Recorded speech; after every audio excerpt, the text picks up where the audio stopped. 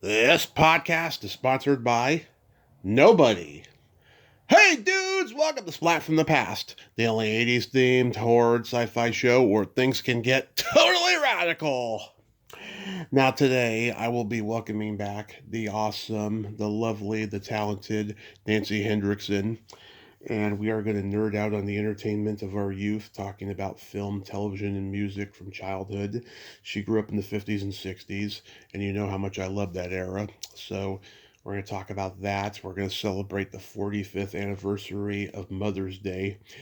We celebrated the 40th back in 2020, and now I have more questions after watching it again recently. And she's such a lovely person. Want to find out, what's going on these days and catch up and everything. It's going to be great talking to Nancy. Also, rest in peace, the Academy Award winning, multi talented Diane Ladd. God, so many great movies. Chinatown, Alice Doesn't Live Here Anymore. My earliest memory of her was when she was Little Red Riding Hood's mother in Fairy Tale Theater. Mary Steenburgen was playing Little Red Riding Hood, and Malcolm McDowell was the big bad wolf. And she was really funny doing that role. She brought such a whole new level of her quirkiness to that role. And she was Chevy Chase's mother in National Lampoon's Christmas Vacation. She's only 11 years older than Chevy, which is quite funny. I tried to get her on here years ago, but sadly the connection was never made. And I think she was at the Hollywood show, or she was scheduled to be and canceled. I can't remember. Nevertheless, I didn't get to meet her at the Hollywood show back in June, and I'm really, really sad. And she was just a true original, such a genuine talent, and it's really disappointing that we're going to lose this woman, or we did lose this woman already in acting. She's just one of a kind. So yeah, here is my new interview with Nancy Hendrickson.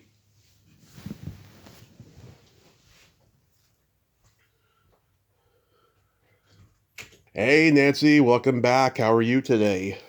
Hey, Tommy, I'm good. How are you? I am fabulous. So great to talk to you again. I keep sounding like a broken record. The world may be getting crazier, but I'm just so blessed every day. That's great. So, going back in time, do you remember the first movie that impacted you as a child? Oh, gosh. Probably Bambi, like everybody else. I hear that sometimes. Yeah, Bambi. Um, the first movie I can remember going to with my parents was White Christmas. Mm-hmm. And the first matinee I can remember going to with a neighbor child who was a little bit older than me was Tarzan and the Apes, I think. Like that. But impacted me, I'd have to say really seriously, probably Bambi. Yeah, I that's so wonderful. Yeah, I tried to get Donnie Dunnigan, the voice of Bambi, on here recently, and Oh, yeah? he retired from doing interviews like last month. He did this podcast as a favor, and his wife told me, "Yeah, he's done." I'm like, "God damn it!" Because Oh, for 4 years I was emailing her, and she never responded to me till now. And I think it's personal, and I think it's spite. you know? oh, so you didn't get him? Nope, not at all. Oh, that's a shame. No, he did a Friends podcast, and that was his retirement interview. Mm, But that would have been a coup. oh yeah, he's the last one from a Universal monster movie, Son of Frankenstein. Oh, well. He was 5 when he did that. Now he's in his 90s. Yeah. Do you remember what movie genre you gravitated toward the most? You mean as a kid? Yeah. Oh, wow.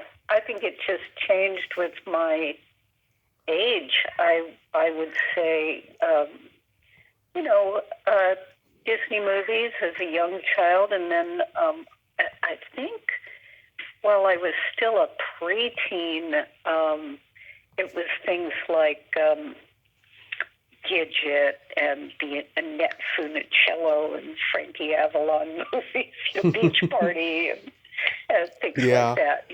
Oh yeah, It was Annette. kind of a wannabe teenager. Oh yeah, Annette had it in her contract that she couldn't show her belly button on camera because she was under contract with Disney. You know. Yeah. Yeah, that makes sense. That makes sense. She wore those two-piece bathing suits. Right. She's always in a bathing suit in those movies. Oh yeah. And yeah. And one movie I loved. Now you're a horror fan. I think this might have been my first foray into horror. Was a film called 13 Frightened Girls, which was another Saturday matinee. Someone brought that up to me recently. I know about it. I've never actually watched it. Yeah, it was a bunch of girls of dignitaries that all went to a boarding school in Switzerland, France, or someplace. And Murray Hamilton's in it, and William Castle directed it. Hugh Marlowe. Oh, wow. Yeah, I just looked you it know up. A lot about it. I just looked it up right now. I may have seen it, and I just don't remember. But yeah, someone brought it up to me recently, and I was trying to think maybe I saw it. I can't remember, but I looked it up. Yeah. Oh, there was another horror movie I saw when I was even younger.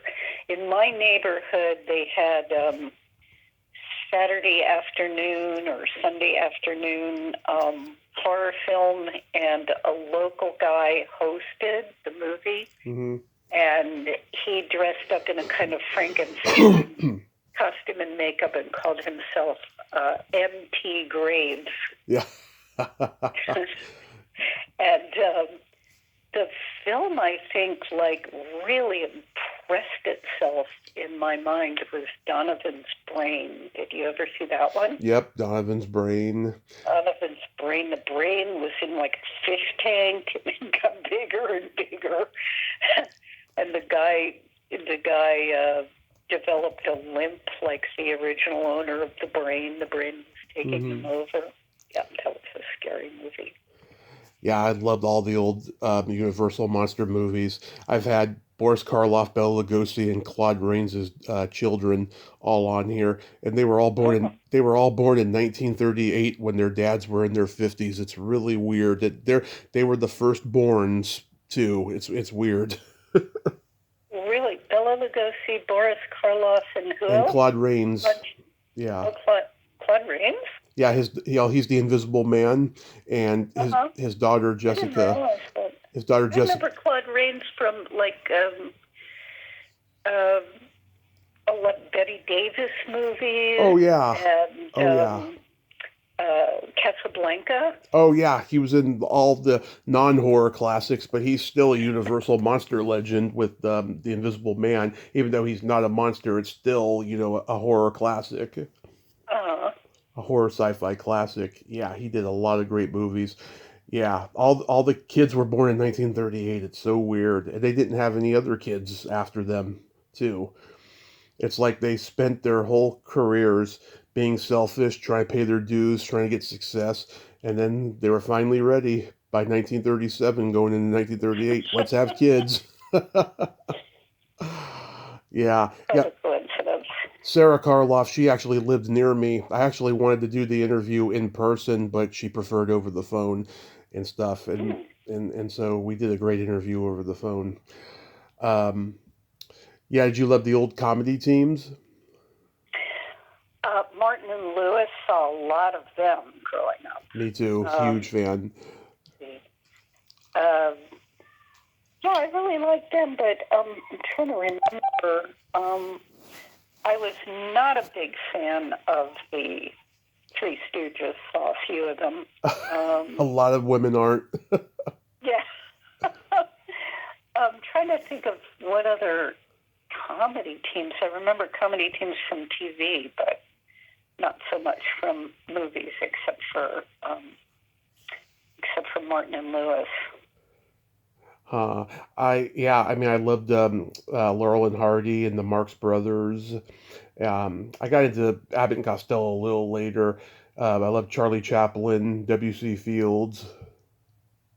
Yeah, I think I got into most of them later. The Marx Brothers, I remember when I was in junior high, and this is pre-videotape and that kind of stuff, and pre blockbuster. Yeah. I used to have to stay up late to see movies I hadn't seen on the late show, and that's how I saw all the Marx Brothers films. Well, It would always be on very late at night in the summertime, and I'd stay up to see them.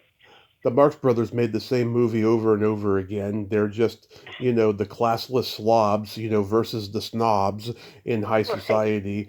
But they were hilarious. And just Harpo would have those moments where it was just him and he's doing everything visual and pantomime and everything. He was just a genius. And Chico would be playing the piano. Yeah. Yes. I knew his daughter from New York. She was a casting director, Maxine Marx. Yeah. So spent some time in her office back in my acting days. I heard she was Checo in a wig. She looked exactly like him. she kind of did. She kind of did, yeah. Yeah. But that was, it must be amazing to be the child of one of those, big stars and know them in their personal life, and not just their movie persona. Well, it's not easy being related to like pop culture icons. I have found through the interviews I've done, it's just they have so much stress and resentment and just a lot of scars from it, I feel. Really? Yeah, because they want to tell the truth about their relatives, but they also want to honor the wonderful work that they did and the contribution that they made to society and just the entertainment industry. It's a weird slippery slope. I guess so. And I guess if they're big stars, they're not around all that much. Yeah, they didn't spend a lot of time with them, and then their fathers or mothers didn't approve of what they wanted to do in life, and you know there was abuse, whatever. It's just it's sad. It really is. Um, yeah. Did you have the $1 million movie in Florida? Probably I don't remember that. That was like on TV in the daytime. I think it would be at nighttime, but maybe in the daytime too. I don't remember that one. I remember we had a movie every afternoon about 4 or 5 o'clock. Mm-hmm. And that was a local host. The hosts were always live, and a lot of the commercials were live. And then on weekends we had Empty Graves, of course, and the same guy also played Empty Space. Uh-huh. that was the sci-fi movies. And then I think Sunday afternoons for a long while it was Shirley Temple Theater. Right. And they would just play one Shirley Temple movie every week forever. They never seemed to run out of them. But I really liked what were in those days the old movies. Now the movies that I saw are old movies now, but when I was growing up, the old movies were like from the 30s and 40s, and Yeah. the very iconic films like Humphrey Bogart and Spencer Tracy and Katharine Hepburn, and so I loved seeing those, and Yeah. I love it even now if I can find one that I haven't seen before, even if it's not so great, Oh yeah, I love the B stuff. The B stuff it's interesting to see it because I've always said this: making a movie is something not everybody can do, and whether it's good or bad, it's a gift because at least it happened. Yeah, that's true. That's true. And they are hard to make. I've done that too. So Yeah. It's no mean feat. And of course, I didn't see them growing up, but I loved the movie as an adult. I loved Ed Wood and seeing those movies that he made. And I used to have a friend who was cinematographer. I'm trying to remember. He did a lot of horror film cinematography, but he once told us about the worst movie he ever saw, Mm-hmm. and it was a monster movie. And he said the monster was like a big whale or something. Uh-huh. And it was so bad, I think worse than, Bruce the Shark in Jaws. It didn't work. I think I know what movie that was. I think it was the monster that challenged the world. Right.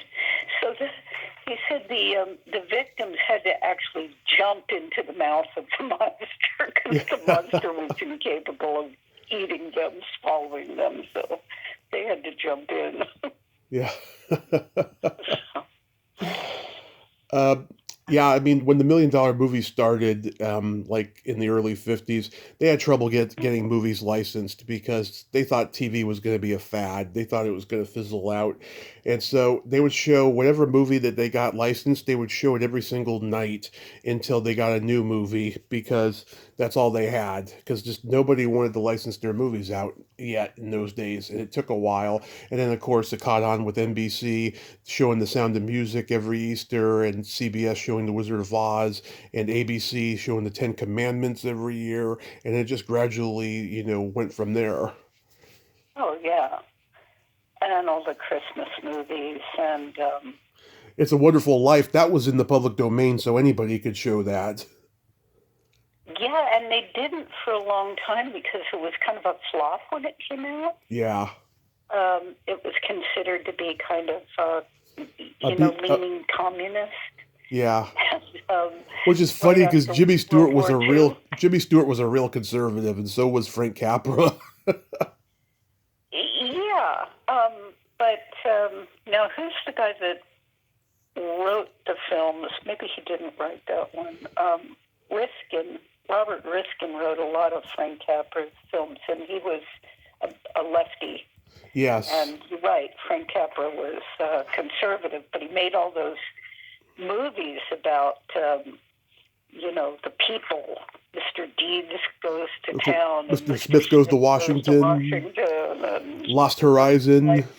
Yeah. Yeah, they were all about little people. A lot of them, not all of them, but yeah, I think they weren't his politics particularly. I'm not sure. Pocket Full of Miracles was one of his. Oh yeah, that was his last movie actually before he retired. Glenn Ford, I heard him say he was embarrassed by his performance in that movie. He's like, I don't know how I ever got a Golden Globe nomination, but I'm glad I didn't get an Oscar nomination. Yeah, I mean, he did a serviceable performance, but it wasn't a particularly challenging part. Yeah. I found out Meet John Doe is in the public domain too, which is crazy because, I don't know, that was a big studio movie for Warner Brothers, and whereas It's a Wonderful Life was RKO, and it had kind of a B movie mark on it and stuff. It was like an indulgence project for Capra, that movie. And the studio didn't believe in it, I guess. That's why it flopped at the time. But yeah, thanks to TV and the public domain, it's turned into an iconic film. Well, I don't remember ever seeing It's a Wonderful Life until the mid-'70s, maybe 1976 or something. And once it came on, it was on every channel all the time because of that public domain thing, because I didn't have to pay anything to run it. So, it would show like 11 times over Christmas, and you could sometimes flip the channels and it would be on all of them. But I'd never seen it up to that point where I had seen Miracle in 34th Street since I was a child. They'd play that every Christmas. And I think The Bishop's Wife and Yeah, Miracle on 34th Street's my favorite. That's my favorite Christmas movie ever. Yeah, it's a very clever movie too. Very, very well written. The whole thing about proving, Santa Claus is Santa Claus by getting the U.S. mailmen in there with all the letters to Santa Claus. Yeah, Yeah, I love that movie. it's a sweet movie. I tried to get an interview with the teenage boy Alfred, who Uh-huh. starts the drama basically between Santa Claus and that psychiatrist, and he didn't mean to, you know. He was in the 1994 remake as a doorman, and like I wanted to get him, and I think he had just died, and so I was too late. Oh, no. Yeah. Did he do anything else that you can think of? I think it was both of those movies. He may have done something in between. I can't remember. I'd have to look it up, but I remember seeing his IMDb and it was not a big one, it was a small one. Hmm. His face, I can picture his face so clearly, but I think it's probably just from seeing that one movie over and over again, Yeah. Yeah. Yeah, he just had that short haircut, and he had a very sweet disposition. He was a New York kid, from the Hmm. streets. Yeah. Did you have any movie crushes when you were growing up? Any movie star crushes? Um, TV star crush. Um, George Maharis from Route 66. Just loved him, and he made a personal appearance once in Miami where I grew up. And, I remember I was a preteen at that time, and I remember going to see him. I just thought he was the living end, George Maharis. Other Mm, than that, um, can't can't really think of any um, teenage crushes. How about you? Mine were like Cary Grant. My mom Yeah. had this beautiful paperback book that had all these black and white pictures of him and stuff. Uh-huh. And I've gone to see movies of his at the Stanford Theater in Palo Alto with dates of mine and stuff. I Yeah. just dig him so much. It's funny. Me and this girl went, and we both had crushes on Carrie, and we were romantically interested. You know, it's funny how that worked out. And Natalie Wood was another one. My dad told Mm. me, he got his first erection when he was 8, seeing her in the Great Race. He went to the drive-in and Oh, saw that movie. And lots of 80s movie actresses that I've met and interviewed and become friends with. But now it's weird because now they're like my aunt, and so I don't have those same feelings anymore as I did when I was a kid. right, right. Yeah. And, thank God for the big screen. They're preserved at their peak indefinitely. Yeah. Um, Did you go to the drive-in when you were young? yes, Yeah. yes. I love the drive. We went um, just about every Friday night, my mom and dad and me, because the whole car got in for one price, as opposed to an indoor movie where you had to pay for each person. Hmm. And I could even take a friend, and they just charged you by the car. Boy, that sound was terrible, though. I don't know how we did that. Yeah. That was before, I think later on, before drive-ins just kind of disappeared altogether.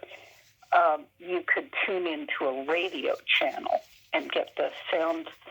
But the early drive-ins that I remember, you drove up to this like little metal speaker and hung it over your window, Yeah.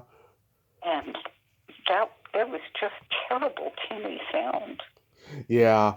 Um, by the time that our drive-in was fizzling out, we had this thing where you could, if you turn on the bad speaker, you can also turn on your radio and get a slightly better sound from it, but not too much. Or did you use them both at once, like stereo.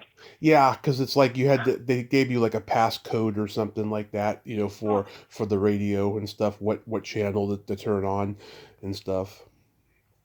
What I really loved at the drive-in was the push-ups in the concession stand. Hmm. It's like a vanilla fudge Yeah. ice cream, and you like pushed it up through a tube as you ate it. And it got shorter. You kept pushing more of it up. Yeah. And that was my favorite drive-in snack. Yeah, my parents started taking me at the drive-in when I was 2, and they used to have double hamburgers that they would like keep under the hot lights for hours that I'd get. And they had cherry coke, which by the way, they didn't have cherry coke at the walk-in theaters for a long time like they do now, but at that time you could only get them at the drive-in. And I remember my mom taking me to the snack bar. She was going to go complain about something, and I saw Charlie Chaplin for the first time. It was a stand-up cardboard poster of like a Bagley's cookie ad, and I was like, "Hey, mommy, I want a cookie just like that man has." And she's like, "You don't get a cookie. I'm mad." Well, I remember getting cherry cokes at Hmm. soda fountains. Hmm. Where you went up, you sit on the stool at the soda fountain, and they had this like spritzer thing that they would put the Coke syrup and Yeah. the seltzer, but you couldn't get them in bottles for a long time or cans. And I guess it's a thing now, but Hmm. yeah. Yeah. So getting into television, like, what sitcoms did you watch? As a kid, Yeah. um, Make Room for Daddy, Oh, yeah. um, Danny Thomas. Leave It to Beaver. Love it. Let's see, or Miss Brooks. I Yep. Love Lucy, of course. The Oh, Honeymooners, of course. you got to watch those. Yeah, I think they hold up very well. You still see reruns, Oh, yeah. and I think they're still really, really funny today. They still are. I just interviewed Lucy's daughter this summer, and it was amazing. I mean, she's a great example of being related to two pop culture icons, and she gets asked the same questions over and over again, you know. But, I did the best I could. She really had fun in the first half of the interview when we were talking about the jazz singer. She doesn't get to talk about that movie much. She was in the remake in 1980, and I loved her in that and stuff. But it was a magical experience overall. Um, yeah, I mean, I loved Leave It to Beaver and I Dream of Jeannie, and I always tell the story, with Barbara Eaton's belly button on that set. You know, there was a reporter, who took a picture of her and put it in the newspaper before the pilot even aired, and so it caused a huge controversy. So then they had to reshoot the pilot with her belly button being covered. And then 2 years later, when Star Trek was popular, Barbara Luna and Nichelle Nichols were the first two women to get away with showing their belly buttons on an episode. And then next thing you know, there's more belly buttons on television after that. Things have changed so much Yeah, in my lifetime, in terms of TV, in terms of what you can do, what you can say, even commercials, what they can make commercials about and what they can't. right. It was so many cigarette commercials when I was growing up. You don't see that anymore. Oh Um, yeah, God, when that started in the late 20s during the Depression era, the Torches of Freedom cigarette ads that Edward Bernays came up with. He was Sigmund Freud's nephew, and he used his uncle's psychiatry tactics to manipulate the masses, and then everyone after him has done it ever since. It's really scary. hmm. I love the old magazine ads with the doctors smoking a brand of cigarettes. Right. you know, this brand is best for your health. Um, Yeah, no, he knew that cigarettes were bad for your health. There was a story that for years he tried to get his own wife to stop smoking. Because he would say to her, "Don't you know how bad these things are?" And she's like, "Yeah, but you've made millions off of it." Uh-huh. you know, it's crazy how that hypocrisy works. Um, yeah, I loved Batman. Did you watch Batman?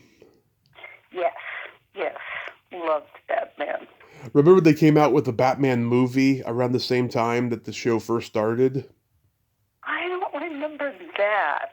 I remember my clearest memory of Batman is that they were showing a foreign film at my high school, and the foreign film had won like best foreign film Oscar for best foreign film. So they got a print of it, showed it at school, and realized that people were saying they wouldn't come because it was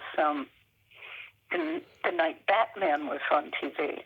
Mm-hmm. And everybody wanted to stay home and see Batman instead of coming to the school for the movie. So they ended up showing Batman on the big movie screen in the high school auditorium. Mm-hmm. And then the movie. But they had to show Batman in order to get people in the seats. Because, you couldn't pick and choose when you saw shows or movies. People stayed home certain nights and, waited for their show and didn't want to miss an episode. Yeah, because Batman, my dad saw the Batman movie at the same drive-in he took me to when he was 9. My aunt, who was 11 years older, she took him and my uncles, and they went to go see it. It's like one of his favorite memories from childhood. And yeah, I interviewed Burt Ward during the pandemic. That was interesting. And I was also a huge Monkees fan. Oh, yeah, yeah. Yeah, I had a crush on Davy. I was a Beatles fan, but I had twin cousins who were 2 years younger than me, and they were big on the Monkees. They had Monkees pictures all over their bedroom. I liked the music, though. The music was just top 40 music, so it was on the radio all the time. Oh, great music. I still love the songs and everything. I saw them live in 1997. They were playing at Candlestick Park before a Giants game, and I got to see them. It was like a birthday present for me. And yeah, I love the Monkees. I got to interview Mickey Dolenz's sister during the last stop on the farewell tour a couple of years ago because she sings with them and stuff on stage, and that was a wonderful experience. Well, Mickey Dolenz, when he was a kid, I can't remember the name of the show. Circus Boy. Circus Boy. Yep. Yep. Uncle Joey the clown and the elephant, the baby elephant. It stayed a baby for the whole show.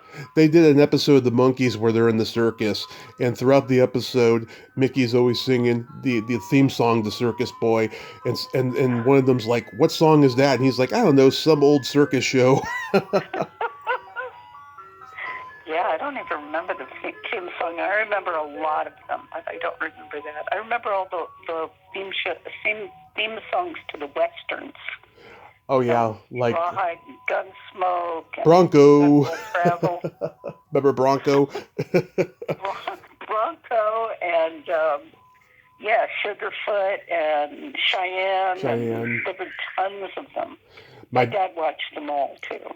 Oh yeah, my dad too. He grew up at that time. He saw Bonanza, Gunsmoke, The Rifleman, The Big Valley, The High Chaparral, all that stuff. Right. He loved it all. My dad's a big Western guy, and like when the Western Channel came in the 2000s, oh, he was happy. Yeah. I didn't know who Audie Murphy was, right? So he says, "I'm watching an Audie Murphy movie." I'm like, "Eddie Murphy?" He's like, "No, Audie Murphy." Yeah, had no idea who he was. Generation gap right there. Yeah, because his movies weren't on when I was a kid. My dad never really told me about him when I was a kid. I found out in my late teens, early 20s who Audie Murphy was, and that he was like a big war hero. He got all these medals and stuff. Yeah, that's true, yeah. And he was a very liberal Democrat, too. I think I found out about Audie Murphy do you remember Tom Lehrer? Oh, yes, Tom Lehrer. He just died recently. Did he? Yeah. Yeah. He did a song in which he mentioned Audie Murphy, and I had to ask who that was, Yeah. That's how I found out about Audie Murphy. I was a fat kid. My dad used to call me Little Hoss Cartwright when I was a kid when we were watching Bonanza. Oh, as opposed to Little Joe, Little Hoss. Yeah. Yeah, my grandmother loved Michael Landon. We used to watch Highway to Heaven together. Yeah. Um, what else did he do? He did Little House on the Prairie for like a decade. Little House on the Prairie. Yeah, I used to watch that with my son. Mm-hmm. And when he would come home from school, there were like reruns of Little House on the Prairie back to back. And we'd watch those, and he'd call me Pa, and I'd call him Half Pint. I like Melissa Gilbert and Charlotte Stewart on there. I like the Waltons a little bit better for some reason. I don't know. I could relate to the Waltons more than Little House. Good night, John Boy. Yep. Good night, John Boy. I met him at the Hollywood show back in June. Him and Judy Norton, and I was gonna go meet. Yeah? I was gonna go meet little David Harper, but I got sidetracked. But Richard Thomas, very sweet guy, and Judy, I've had her on the show as well. She's a sweetheart. Well, that was based on a movie, a Christmas movie. Yeah. Do you ever see the original movie? No, I should though. I don't know I can't remember what it was called, but I think it had Maureen O'Hara playing the mother. Mm-hmm. But, it was autobiographical. The writer, Earl, forget his name now, but he was writing about his own family. Mm-hmm. And the Thanksgiving movie, it was a Thanksgiving movie, that's what it was, not a Christmas movie. Right. And I think it might have been a Hallmark Hall of Fame or something. Mm-hmm. And they spun it off into a TV series. Interesting.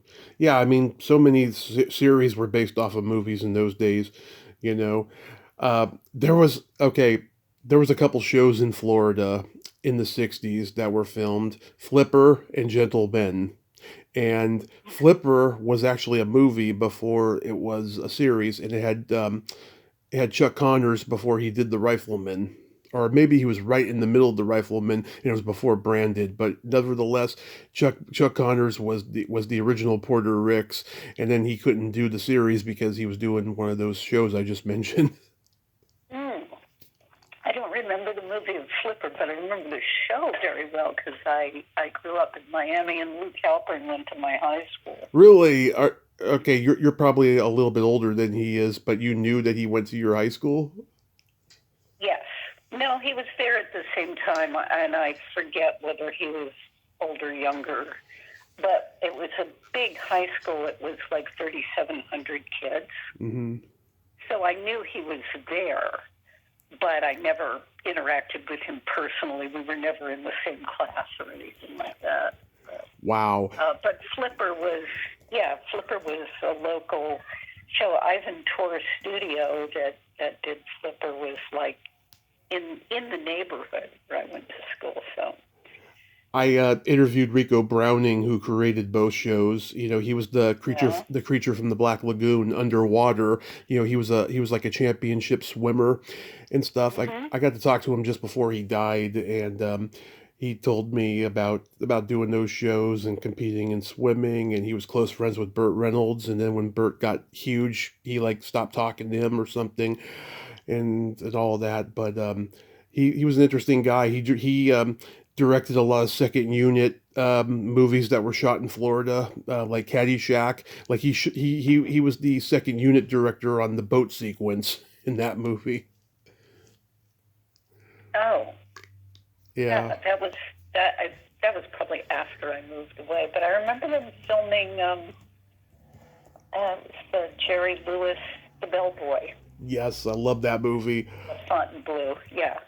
That was while I lived there. That was his Chaplin Keaton homage movie. Yeah. Yeah. Jerry shot a couple movies up in Florida. He shot that. He shot Hardly Working, his comeback movie there in '79 as well. Speaking of Frank Capra, A Hole in the Head was a Frank Capra movie with Frank Sinatra. Huh, I never saw that was one. shot in Miami. The story took place in Miami, but I think it was before, probably, I don't know, before, no, actually, I think it came out in about late 50s sometime. Huh.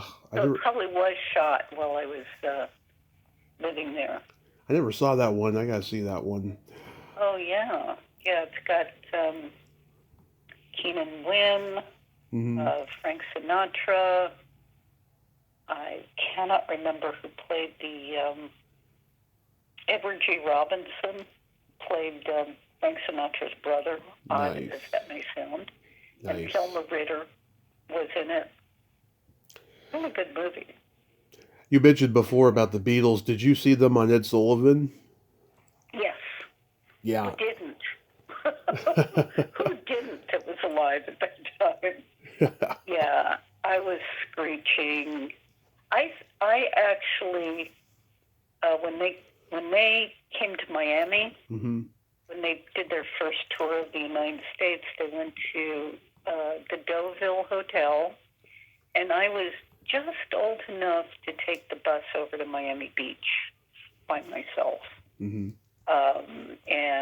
so a friend and I went over there to try to see the Beatles. And all these years later, just a few years ago, I have a friend that grew up there that's living out here in California now. And she told me she was there the same night. Huh. And we both had lots of adventures trying to see them. Didn't actually see them, but, you know, all the ways you can think of to try to sneak into a hotel and try to get up the elevator, and pretty wild. I talked to the president of the Beatles fan club, who was in high school at that time. She was there.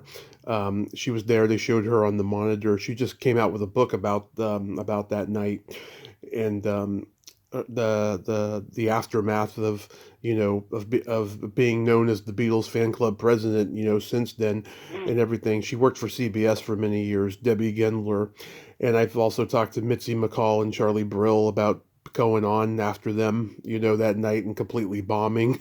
They had a great sense of humor about that. They just, it killed their career as a comedy team, but they were character actors for the rest of their careers after that. But like, they thought they were going to be the next big thing in comedy. And before the show, they were getting Coca-Colas out of the machine, and John Lennon obviously saw them, and so he knocked on their door a few moments later and said, "Excuse me, I need a Coke for Ringo." And they didn't know who Ringo was yet. They didn't know any of the names of the Beatles. And nothing, right? And Mitzi was like, "A Coke for Ringo? What's that, a Jewish holiday we don't know about?" It's one of my favorite stories. And then my mom met them in 1964 when she was 10 at the Cow Palace in San Francisco. My great aunt was the head of craft services at the Hilton, and she had connections. That woman knew a lot of famous people. And my mom got their autographs. Back then, they weren't doing the selfies like they do now. And my uncle accidentally threw those autographs away. And to this day, she will not forgive him. I'll bet. Yeah, he came to visit this past spring. She gave him shit that day. That's how much it meant to her. Did you watch the Twilight Zone? Oh yes, Twilight Zone and Alfred Hitchcock Presents, and a lesser known show after the Twilight Zone, Outer Limits. Outer Limits, yes. It's another one like Twilight Zone. Twilight Zone was great. And still, I mean, even today, anybody who was alive at that time and watching that show can remember certain episodes. You know, there was just so horrifying or shocking or, Yeah. you just never forget them. So everybody's got a favorite Twilight Zone. Bill Mumy just, doing all those bad things with his powers, and Talking Tina, the dummy, Telly Savalas. Burgess Meredith, playing the devil, or that one where he like misplaces his reading glasses. Uh-huh. Yeah. Well, they've had, I was in Florida recently, and they were doing reruns of Alfred Hitchcock Presents. Yeah. When Alfred Hitchcock had the TV show. Mm-hmm. I love it. It would be some kind of horror/thriller every week.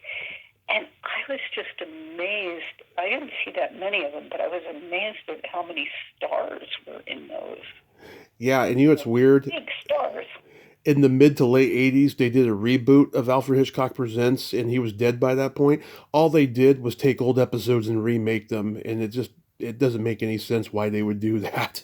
The reason they do that, the reason they remake movies, they don't, Hollywood doesn't want to take chances on anything new. So they do, of course, remakes, they do sequels, prequels, they do adaptations of hit Broadway shows, best-selling novels, but they much prefer that to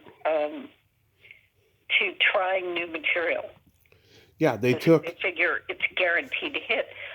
The problem is they can't remake a lot of those hits as well as they were done originally.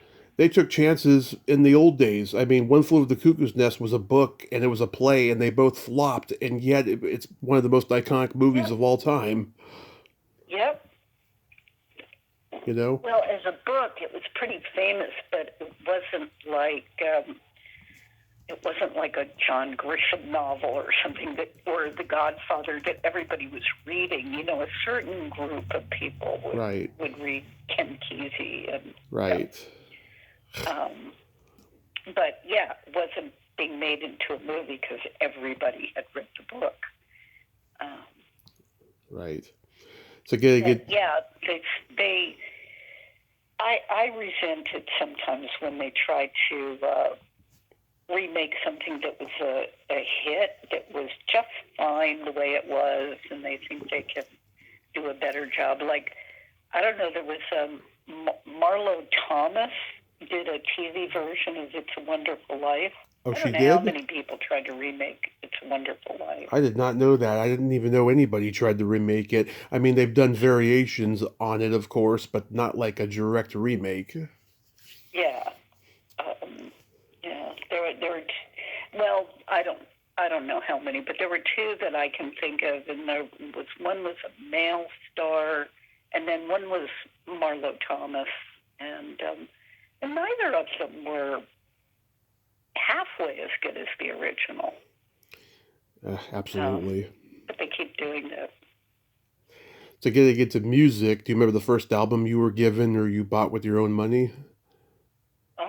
Bought with my own money. I was buying 45s, but the first album was probably a Beach Boys album. Love it. I've seen the Beach Boys live with only Mike Love and Al Jardine are the only two original guys when I saw them.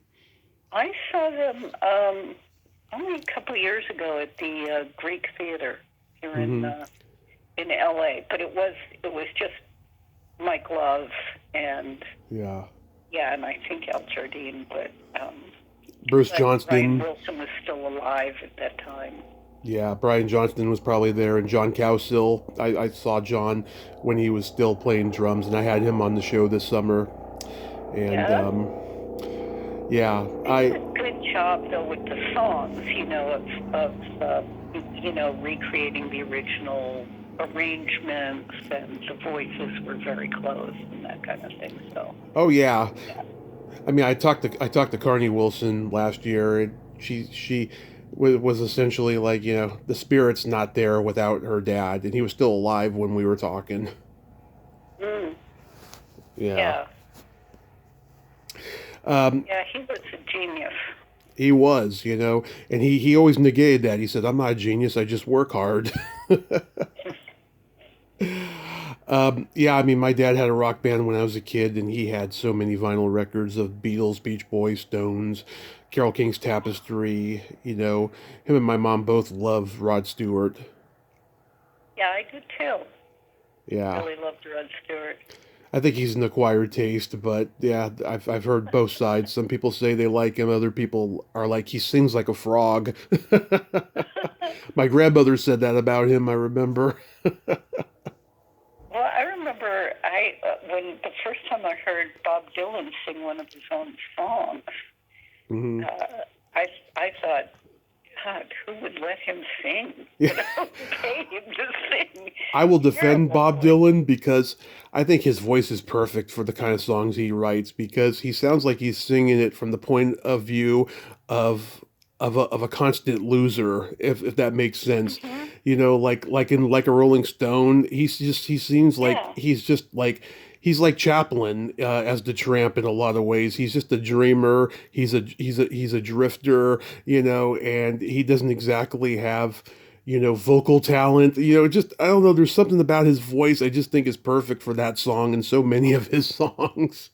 Well, I got used to it a long time ago, and now there are a lot of songs that just wouldn't be the same song without him singing it. But the first time I heard um, his music was Hmm. Peter, Paul, and Mary singing "Blowing in the Wind." Yeah, like That was a big hit. like he's a musical Cyrano de Bergerac. Like what he doesn't have, he makes up for it, and what he does have. You know what I mean? Hmm. Yeah, that's the way I've always described Dylan. I will defend his voice. I just love his lyrics. I love it. You know. Yeah, do you remember your first concert? I think it was. I think it was Three Dog Night, or it might have been Spirit, and I didn't realize it at the time, but Led Zeppelin was the opening act for Spirit. Oh, That's how they ended up in a lawsuit saying that Led Zeppelin stole Stairway to Heaven from y- one of their songs. I don't think the yeah, songs were even close, but I yeah. was a big Spirit fan before anybody had heard of Led Zeppelin. I remember going to that one, and I remember going to uh, Three Dog Night. I'm trying to remember some of the others. I just finally got to see Paul McCartney when he toured and played Vegas. I drove out there, and I would love to see McCartney, but I'm sure the tickets are just, oh my God, insane. yeah, well, I went because a friend of mine was going to Vegas 4 times a year to play slot. So they comp her hotel room and they give her tickets when there's a big show. So she invited me to go. I didn't pay anything for the tickets, but Yeah. it's pretty incredible. I had a couple first concerts because, like, when I saw the Monkees at Candlestick Park, and I saw Steppenwolf at my fair. Those weren't really concert venues, Oh, but yeah. technically they were. But then my first professional concert that I actually got tickets to was Alice Cooper in 2000. That guy is a showman, I will tell you. Mm, He's vaudeville. I mean, he's keeping vaudeville alive in his macabre way. yeah. Yeah, he's fantastic. Do you remember your first makeout song? Yeah. Good vibrations. Really? That's a Yes. peaceful song to make out to. I guess it was just on the radio all the time. You didn't Yeah. really pick the song if you just put the car radio on, you know. But and that one was on over and over again. So that one I remember. That and Beach Boys were very popular then. Monday, No, or that's was the that Mamas and the Mamas and Papas. Papas? Yeah. Mamas and Papas. Yeah, I think they were on the radio about the same time. Michelle Phillips was supposed to be at the Hollywood show. She ended up canceling, and then she went to the one this past September. I was like, damn it, I would have loved to have met her at the one I was at. you know, I Yeah. I love her. I think she's a great actress too. Um, yeah, my first makeout song was Janet Jackson's "Love Will Never Do Without You," a very steamy, erotic Huh. song. Yeah, that was like the last number one hit from the Rhythm Nation album because she had like, God, a dozen number one hits from that album. Hmm. Did you have Yeah, I comedy? remember some of her songs, but I wasn't like a huge fan of Janet Jackson. Yeah, Michael Jackson, yeah. not your generation. No, yeah, probably not. Probably not. Yeah. Did you Michael have? Jackson, I had, like I remember having the Thriller album. Oh yeah, Back when we still had turntables. the And, Thriller album. God, I mean that turned into an institution in just a few months when it came out. It was the biggest selling album of all time, like 50 million records or something. It was a national phenomenon. And those videos he made, I mean, God, they're like short films, what they are. hmm hmm Yep, I think they still rerun those videos every once in a while. You see them. Oh yeah, and you see them on YouTube, and they've got like close to 1 billion views. I mean, people love them so much. Um, did you have comedy albums? Yes, George Carlin, Yep. Burns and Schreiber, Oh yes. Bill Cosby, and there was a weird one back when Kennedy was president, and I was still a kid, so my parents probably had it, but it was Von Meter. Oh, Von Meter, yeah, he was doing Kennedy, and he got canceled after Kennedy died. They were like, Yes, his yeah, career is done. his career went down the tubes after that, because that's all he was known for, Yeah, doing Kennedy. they've been trying to make a movie about him for years. I know Tom Hanks tried at one point, and it just hasn't come to fruition. I don't think a lot of people are interested because he's so obscure now. Yes, yeah. A lot of things are you and I remember are obscure now. Yeah, Von Meter, God, and I've talked to a couple people, including Mitzi McCall and Charlie Brill, who were in the clubs with Von Meter when they were starting out. And yeah, it What was they just have to say about him. they thought he was a talented guy, and just that was so sad how that all went down. He had probably the highest level of fame any comedian had up to that point, and then after the assassination, it was done. Like Hmm. he changed his name back to what it was or whatever, and just he was playing like dives for the rest of his career. Yeah, I was wondering what he did after that. But what did he do? Did he just do regular comedy, or did he find another voice to imitate? Or I'm sure he did. I mean, he just went back to the Catskills and the Borscht Belts until that faded away, and he played Vegas and just opened for people, I guess. But yeah, he never got the level of fame that he had before that. It was done. It's a sad, sad story. yeah, Yeah, I mean, the first comedy album I remember hearing, we had Lily Tomlin's "This Is a Recording" on vinyl, and I still haven't heard anything so damn funny in my life. It's just, the way she's like making a call to Joan Crawford and saying that the Pepsi company wants to talk to her. or the Coca-Cola company, because yeah, she was married to the Pepsi mogul. Yeah, it's the right. Coca-Cola company would like to speak with you. you know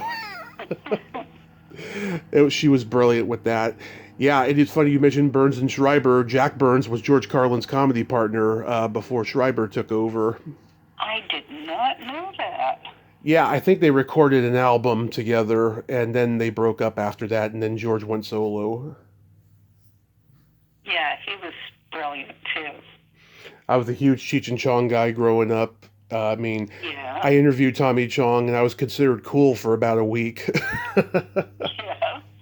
What happened to Tommy Chong? Cheech Marin is like all over the place. He's got a museum down here, and Tommy Chong is just Tommy Chong. He's got his cannabis and gummy company that he has, and he does interviews, and him and Cheech do appearances together because they have a documentary out about their career. I do think I saw something about that.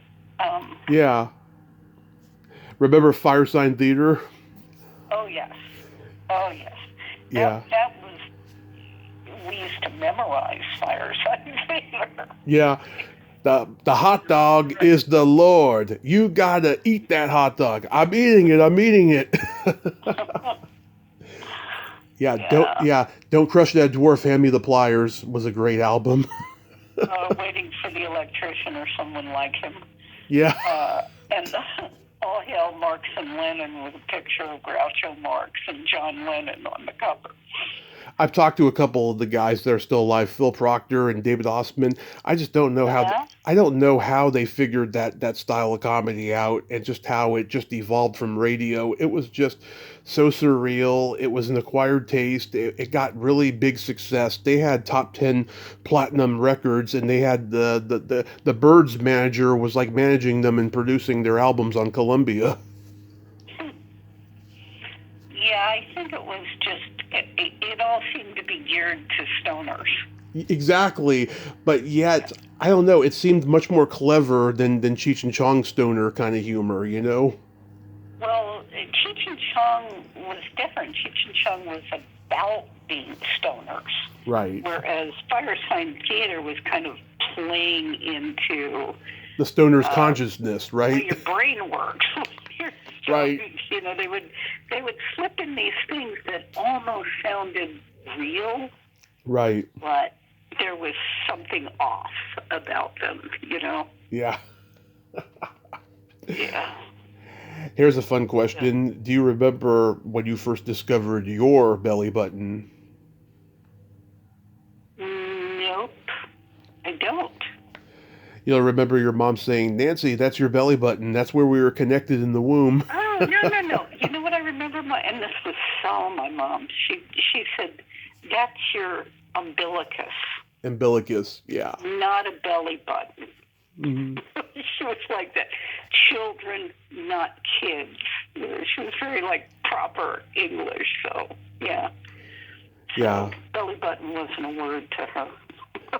Yeah, I was 6. Me and the boys, we used to compare ours, and I had a girlfriend that had an Audi, and she let me thump it and poke it, Have you ever dated a guy that had an Audi?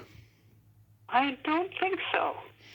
When I was in my 20s, I went on a date with this girl that I met on a dating website, and she told me when we were having coffee on this date, she said, "If you have a doorknob Audi, it's a deal breaker." And I lifted up my shirt and showed her what I had, and she got this big old sigh of relief. But then she still didn't want to see me again because she didn't feel a spark between us. Oh, that's too bad, even though you had the right kind of belly button. Well, yeah. What are you going to do? Yeah. So can you believe it's been 45 years since Mother's Day? Has it? Yeah. No, I can't. No. Oh my God. That's amazing. But I know they did that. They did that anniversary album. I thought it was the 50th anniversary. I guess it couldn't have been. They did the. It was 1980. Blu-ray. Yeah, the Blu-ray. When the Blu-ray came out, and they interviewed everybody behind the scenes. But what anniversary was that? The 45th this year. Well, this year is the 45th, but I think the Blu-ray came out a couple of years ago. Yeah, the 40th maybe, or the 35th or something. Yeah, probably the 40th. It wasn't that long ago. Yeah, probably the 40th anniversary. I'm trying to get connected to Lloyd Kaufman to come on here. I've been wanting him on here forever. But I have some questions that came up because I watched the movie again recently and stuff. I was curious, out of the three of you girls, who had the dirtiest mouth on set? I don't remember that any of us did. Okay, because your characters do in the movie, so I thought, oh, they must have really done that. Not really. Yeah, not really. Okay. They're pretty, How? just pretty normal girls off screen, you know. Yeah. How many times did Tiana have to step in that shit? You're going back 45 years. Who can remember? But yeah, I know the scene you're talking about, though. Yeah. Yeah. Her toenails were ruby red painted. I was like, oh yeah, that doesn't go well with that shit she stepped in. Right. You've probably seen it a lot more times and a lot more recently than I have. Yeah, it's funny too. I can't remember if I brought this up last time, but Peter Fox was in the movie, and Yes, he that's right. he did it under another name. He was like one of the last contract players at Universal at that time.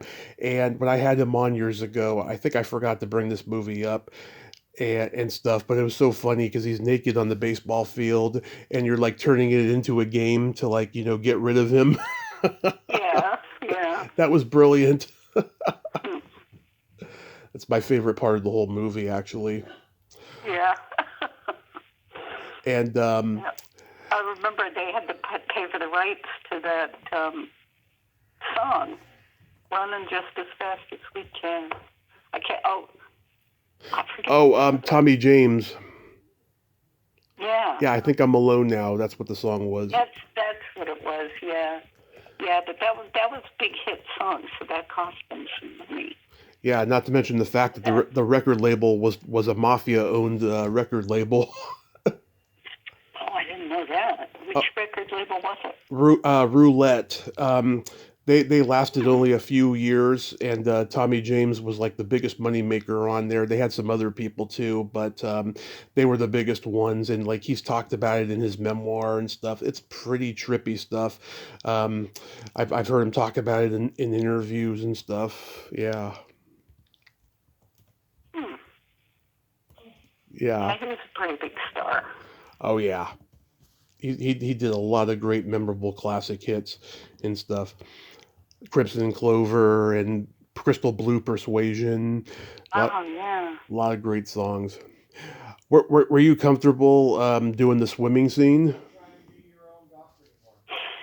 Yeah, comfortable enough. I had a T-shirt on, so Yeah.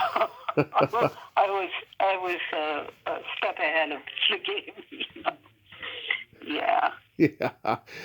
Abby's actually my dog's name that I have. Really? Not named after your character, but it's just a coincidence I wanted to bring up. Uh, So since the last time we've talked, I've talked to Ellen Crawford and Mike Genovese, and we talked about boomers. And I actually watched every episode in preparation to talk to Ellen a few years ago, and I laughed so hysterically. I really liked it. How did that show come about? oh, good. Well, it came about because I was talking to some friends that were still in acting. I had gotten out of acting, but Yeah. they were complaining that they couldn't get parts anymore. And one of them, the guy who played Dennis in Boomers, Mm-hmm. David Kimball, Okay. his agent had dropped him recently because he said he couldn't get him work. And up till then, he'd been, doing a lot of commercials and everything. And I thought, that's kind of crazy that the actors, I think it was Ellen who said, you either get to play grandma if you're a woman or the judge if you're a man at our age. And I thought, it's kind of crazy since the baby boomers there's so many of us as a population group. Mm-hmm. That you'd think there would be their big audience. You'd think somebody'd want to market to them or, Mm-hmm. Do something specifically for that demographic because there were no longer role models on TV. The big Mm-hmm. stars, the Yeah. main players were middle-aged people. Right.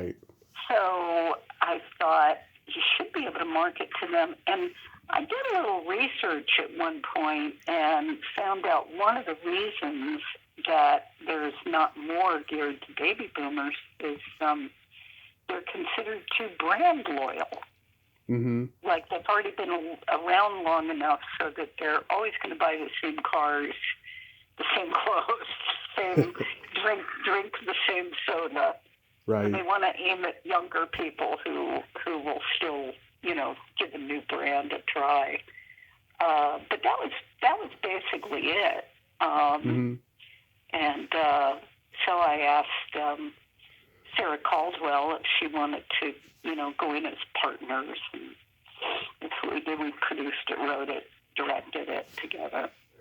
Yeah, I thought it was very well written and very funny and witty, and it was clean too, I mean, I love dirty humor just as much as anybody does, but I was really impressed by how genuinely funny it was without being dirty. Well, thank you.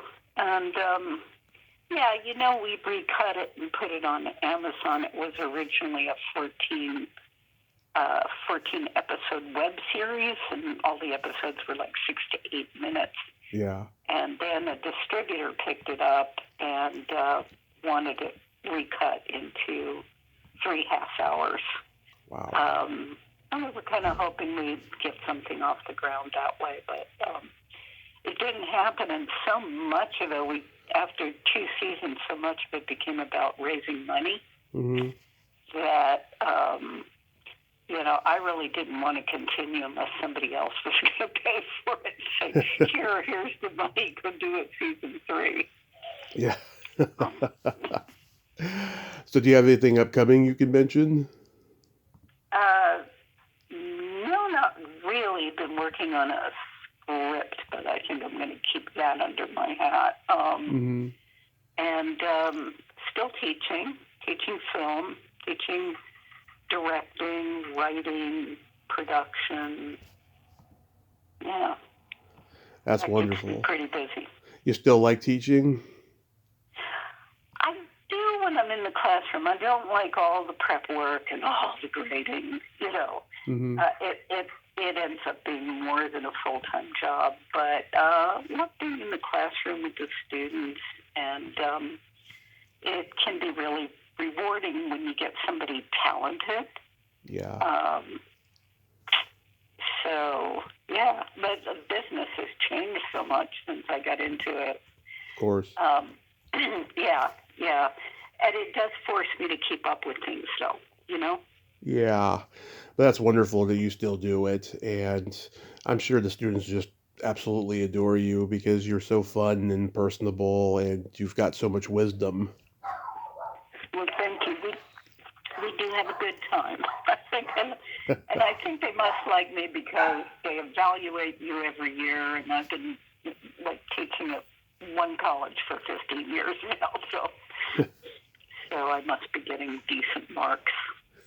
That is so wonderful. Nancy, I love you. Thank you so much for coming back on and nerding out with me today. And that was fun. It's always fun talking to you, Tommy. And thank you for thinking of me. Thank you for asking me. Of course. And I hope you have a happy holiday season and be safe out there. You too. See you on Facebook. See you on Facebook. Okay. All right. Take care, Tommy. You too. Bye-bye. Well, there you have it. Nancy Hendrickson, ain't she a sweetheart? Oh my God. She is just everything I said there at the end, full of wisdom and personality and just joy. She's just a great person. I'm so glad that we could nerd out today. She was fun. We did a fun nerd out there. Well, until next time, this is Tommy Throwback Kovac saying there's no shame in living in the past because the present sucks. Later, dudes.